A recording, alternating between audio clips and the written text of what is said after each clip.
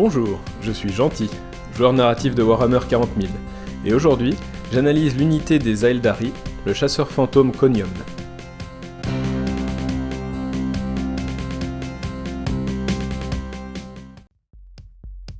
À l'époque contemporaine du 41e, ou peut-être du 42e millénaire, le chasseur fantôme Conium est un aéronef d'attaque Aeldari utilisant une technologie capable d'extraire l'âme du corps de sa victime pour ensuite l'expulser dans le Warp, un sort peu enviable. Les Eldar appellent cette horreur « couper le fil de moire », et c'est un acte prohibé par la plupart des vaisseaux mondes et qui ne peut être employé qu'en cas de risque d'extinction imminent. Selon la tradition, seul un dieu possède la sagesse suffisante pour commettre un tel acte.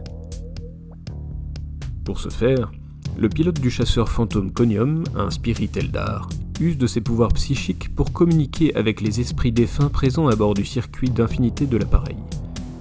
Mais il arrive parfois que l'âme du pilote fusionne avec le chasseur et rejoigne les morts qui l'habitent.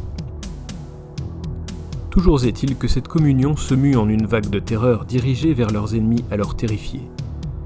C'est alors que sont activés les faux à distorsion lourde montés sous les ailes du chasseur, provoquant un trait qui déforme la réalité et laisse s'effondrer les corps, vides de leurs âmes. Initialement conçus sur le vaisseau monde Yandem pour combattre les tyrannides, les chasseurs fantômes Conium ne sont toutefois utilisés qu'avec parcimonie par les dirigeants Aeldari les plus désespérés, ou pragmatiques. Le chasseur fantôme Conium est apparu en 2013 avec le codex Eldar de la V6. La figurine venait cocher la case aéronef qui manquait à cette faction. Elle est encore vendue aujourd'hui, 11 ans après sa sortie. Et vu la grande qualité de sa sculpture, elle n'aura pas besoin d'être remplacée avant longtemps. J'aime beaucoup le style de cette figurine, elle est vraiment magnifique. Regardons la fiche d'unité index du chasseur fantôme Conium. À l'instar des aéronefs de cette 10e édition de Warhammer 40 000, son mouvement est compris entre 20 pouces minimum et l'infini. Ça peut être un problème si on l'utilise sur un petit terrain de jeu, car il peut vite sortir de la carte et donc limite son utilité. Mais si comme moi vous aimez jouer en Apocalypse, ça devient un véritable atout.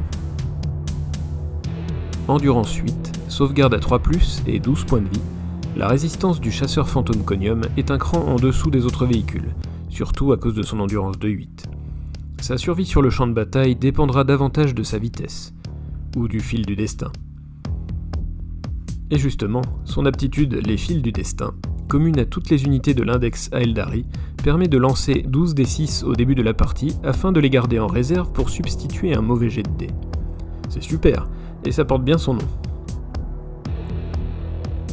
Nacelle Psychoclast octroie au chasseur fantôme Conium une aura à 9 pouces donnant -1 au test de commandement et d'ébranlement.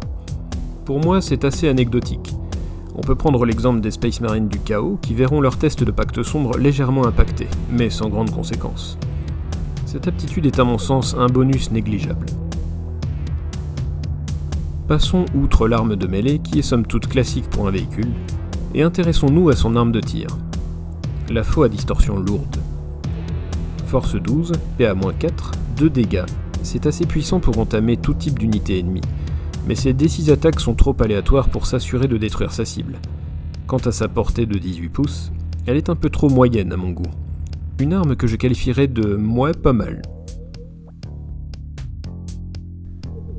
En conclusion, le chasseur fantôme Conium est une très belle figurine, mais que je préférerais jouer plus par plaisir que pour sa puissance. Car je trouve son aptitude d'un faible intérêt, et son arme, bien qu'assez forte, trop aléatoire. Mais à vous de voir.